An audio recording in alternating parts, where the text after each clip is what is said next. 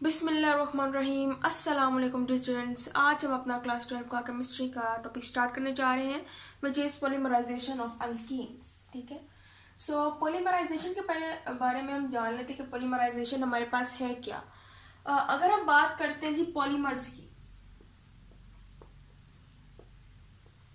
ठीक है, तो पॉली हमारे पास होता है मीन्स मैनी, एंड मर्स हमारे पास होते हैं, जो यहाँ पर मर है ये होते हैं हमारे पास यूनिट्स। ठीक है, so different and many units जो हमारे पास होते हैं वो क्या होते हैं, पॉलीमर्स होते हैं। ठीक है, तो उसमें हम कहते हैं हमारे पास क्या होती है, पॉलीमराइजेशन का प्रोसेस होता है जिसके अंदर पॉलीमर्स इवॉल्व होते हैं। तो इधर क्या होंगे हमारे पास, इधर अल्कीन्स के जो पॉलीमर्स है वो हमारे पास क्या होंगे, इवॉल्व होंगे। ठीक है, सो हम कहते हैं पॉलीमर्स हमारे पास बनते कैसे हैं। हमारे पास पॉलीमर्स बनते हैं विथ मोनोमर्स। मोनोमर्स क्या, मोनो मीन्स वन, मर्स मीन्स बहुत सारे यूनिट्स। ठीक है, यानी कि बहुत सारे मोनोमर्स मिलेंगे, एक एक यूनिट मिलेगा, मोनोमर मिलेंगे, और फिर हमारे पास मैनी यूनिट्स यानी कि पॉलीमर्स बना देंगे। ठीक है, सो मोनोमर्स क्या होते हैं, कंबाइन होते हैं, और फिर क्या बनाते हैं, पॉलीमर्स बना देते हैं। अब हम एक जनरल मेथड देख लेते हैं कि हमारे पास जो रिएक्शन होगा पॉलीमराइजेशन का एल्कीन्स में वो कैसे होगा। तो फर्स्ट ऑफ ऑल हम अल्कीन लेंगे, कोई भी सिंपलेस्ट अल्कीन लेती हूँ मैं, ethene, C double bond C, यहाँ पर भी 2H और यहाँ पर भी मेरे पास 2H है।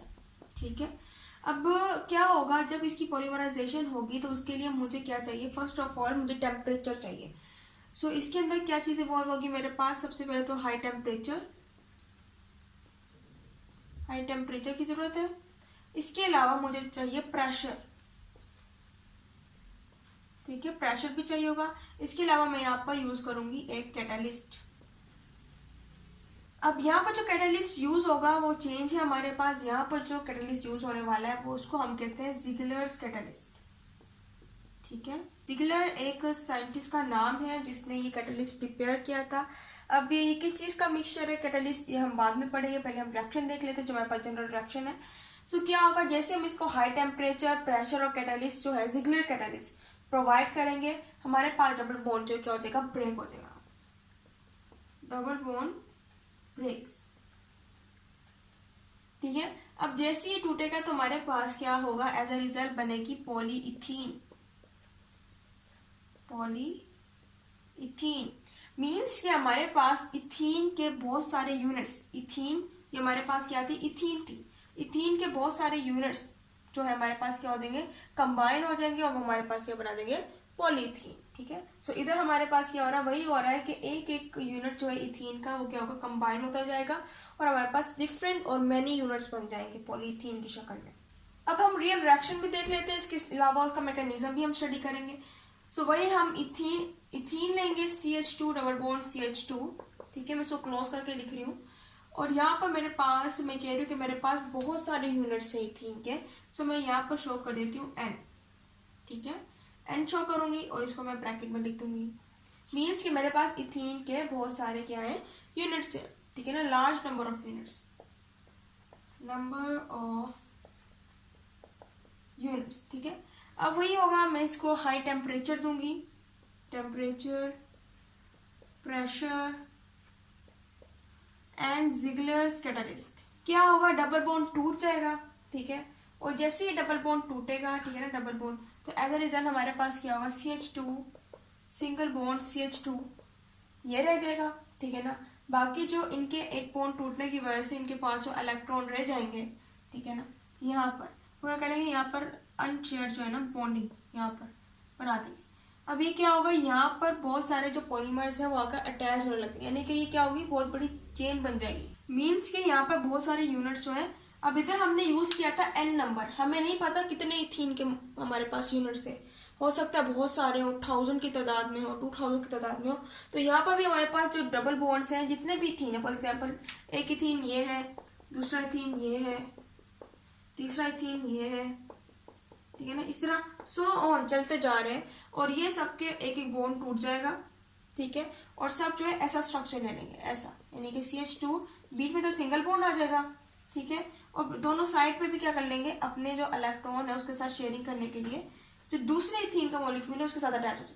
इसी तरह यहाँ पर CH2 होगा, जो दूसरा है CH2 इसका भी सिंगल बॉन्ड है CH2, ठीक है। अब यहाँ पर क्या हो जाएगा, ये शेयरिंग हो जाएगी कार्बन के साथ, यानी कि इस तरह से जो कार्बन की वैलेंसी है बॉन्डिंग बनाने की, 4 बॉन्ड बनाने की, वो भी पूरी हो जाएगी। इसके अलावा हमारे पास जो लॉन्ग चेन जो है ना वो प्रिपेयर हो जाएगी। इधर से भी हमारे पास चलती रहेगी चेन, उधर से भी। इधर भी हम क्या लिख लेते हैं, नंबर n लिख लेते हैं, ताकि हमें पता चल जाए कि हमारे पास जो नंबर है वो क्या है, बहुत ज्यादा है। ठीक है, अनलिमिटेड है और हमें पता नहीं है। तो इस तरह से हमारे पास ये क्या प्रिपेयर हो जाती है, ये होती थी पॉलीइथीन। पॉली मीन्स मैनी, और ये हमारे पास क्या है, इथीन। ठीक है, अब हम जिगलर्स कैटलिस्ट की बात कर लेते हैं। हमने रिएक्शन स्टडी कर लिया किस तरह से हमारे पास जो है वो पॉलीइथीन बन जाएगी। अब जिगलर्स कैटलिस्ट जो है हमारे पास, ये क्या है, जिगलर कैटलिस्ट हमारे पास मिक्सचर है। It is a mixture of triethyl aluminium. ठीक है, ट्राइइथाइल एल्यूमिनियम में बस होता है C2H5, हमारे पास इथाइल है। ट्राई मीन्स कि 3 है, और हमारे पास एल्यूमिनियम है इसके साथ। इसके अलावा हमारे पास ये हमारे पास इसका मिक्सचर होता है। ठीक है, इसके साथ मिला होता है हमारे पास और titanium chloride, titanium tetra chloride. ठीक है, टाइटेनियम टेट्रा क्लोराइड। ठीक है, अब इन दोनों का क्या होता है, ये मिक्सचर होता है कैटलिस्ट के अंदर, जिसको हम कहते हैं जिगलर्स कैटलिस्ट। अब जिगलर ही था जिसने इन दोनों के मिक्सचर बनाया था, और उसने कैटलिस्ट जो है इसको डिस्कवर किया था, इसलिए उसके नाम पे हम इसको जिगलर्स कैटलिस्ट भी कहते हैं। अब हम जरा ओपन स्ट्रक्चरल रिएक्शन कर लेते हैं, यानी कि स्ट्रक्चर को पहले ओपन करेंगे और देखेंगे किस तरह से हमारे पास पॉलीमर जो है वो प्रिपेयर हो रही थी। वो हमारे पास n नंबर्स ऑफ पॉलीमर्स थे। अब देख लेते हैं किस तरह से प्रिपेयर होगी। फॉर एग्जाम्पल मैं 3 यूनिट्स ले रही हूँ इथीन के। ठीक है, 3 यूनिट्स ले रही हूँ इथीन के, 3 मॉलिक्यूल्स ले रही हूँ। ठीक है, ये हमारे पास एक इथीन हो गई। इसके अंदर मैंने ऐड की दूसरी। ठीक है, और इसके अंदर मैंने ऐड कर दीजिए तीसरी। अब ये हर इथीन क्या है, ये हर इथीन एक मोनोमर है। It is a monomer. ये भी मोनोमर है और ये भी मोनोमर। ठीक है, मोनोमर क्या होगा, एक यूनिट, ओनली 1 यूनिट। अब क्या होगा, जब इसको मैं हाई टेम्परेचर दूंगी, प्रेशर दूंगी, जिगलर कैटलिस्ट की प्रेजेंस में जब ये रिएक्शन होगा, तो एज अ रिजल्ट वही होगा कि डबल बॉन्ड टूट जाएंगे। और फिर एज अ रिजल्ट अगर मैं यहाँ पर देखूं तो मेरे पास क्या है, C है, ये वाला C, इसके ऊपर H है और इसके नीचे H लगा दूंगी। बीच में एक बॉन्ड टूट चुका है। ठीक है, और इधर भी मेरे पास C है, उसके ऊपर H है और नीचे भी H है। ठीक है, बस फर्क क्या है कि एक बॉन्ड जो है वो टूट चुका है। इतना दूसरे की तरफ देखें, दूसरे में हमारे पास C ही हो रहा है कि दूसरे में हमारे पास सिंगल बॉन्ड C है, ऊपर भी H ज्वाइन है, नीचे भी H ज्वाइन है, इधर भी और इधर भी, बस बॉन्ड टूट चुका है। सेम यहीं पर होगा। अभी जो डबल बॉन्ड टूट रहा है ये कहाँ पर जा रहा है। अब जब भी डबल बॉन्ड टूटेगा, आपको पता है कि एक इलेक्ट्रॉन इसका था, एक इलेक्ट्रॉन इसका था, ये अपना ले जाएगा। ठीक है, ये अपना ले जाएगा। एज अ रिजल्ट इनके पास क्या, फ्री रेडिकल है ऊपर। ठीक है, अब जब ये 3 मोनोमर जो है मिलकर क्या हो जाएंगे, तैयार हो जाएंगे। ठीक है, अब क्या होगा, इनके इलेक्ट्रॉन, इनके ऊपर एक एक इलेक्ट्रॉन होगा, यानी कि अभी इनके बॉन्डिंग की वैलेंसी खत्म नहीं होगी। क्योंकि देखें यहाँ पर जरा ये कार्बन में 1 2 3 बॉन्डिंग, हर केस में क्या है, कार्बन 3 बॉन्डिंग्स बना रहा है। अब क्या होगा कि ये कार्बन जो है, जब देखेगा इसके सामने जो है ये कार्बन है, उसके पास भी इलेक्ट्रॉन है, ये अपना इलेक्ट्रॉन लेके इसके पास जाएगा और ये भी अपना इलेक्ट्रॉन इसके सामने रखेगा, और एज अ रिजल्ट ये बॉन्डिंग हो जाएगी। इसी तरह ये कार्बन होगा और ये कार्बन होगा, ये दोनों दूसरे के सामने कर लेंगे, ये बॉन्डिंग कर लेंगे। ठीक है, इस तरह से क्या होती है, ये पॉलीमराइजेशन होती है। इसको नया कार्बन नजर आएगा, यहाँ पर वो क्या कर लेगा, चौथे उससे ज्वाइन कर लेगा, ये भी क्या करेगा, चौथे वाले से ज्वाइन अप करेगा। अब ये जो हमारे पास ये बॉन्डिंग हुई है ना, नहीं, ये क्या बना रहे हैं, बहुत सारे यूनिट्स बना रहे हैं, और ये बॉन्डिंग क्या है, चलती रहेगी चलती रहेगी। और ये हमारे पास क्या होते हैं, पॉलीमर्स होते हैं। अब पॉलीमर्स की हम बात करें तो हमारे पास जो प्लास्टिक बैग्स होते हैं, ठीक है, प्लास्टिक बैग्स, उनकी रिप्रोडक्शन, उनको प्रोड्यूस करने के लिए यूज होता है इंडस्ट्री में प्लास्टिक बैग्स। इसी तरह अगर हम बेसिकली बात करें कि हमारे पास कितने इथीन जो है वो क्या हो सकते हैं, कंबाइन हो सकते हैं पॉलीमर्स बनाने के लिए, तो हम कहते हैं कि हमारे पास 10,000 to 30,000 इथीन। ठीक है, इथीन यानी कि मोनोमर्स जो है इथीन के, वो क्या होंगे, कंबाइन हो सकते हैं इस तरह से। अगर मैं इस चेन को उधर बढ़ा दूं, इस चेन को उधर बढ़ा दूं, तो ये क्या है, मेरे पास पूरी चेन जो है क्या बन जाएगी, पॉलीमर्स की बन जाएगी।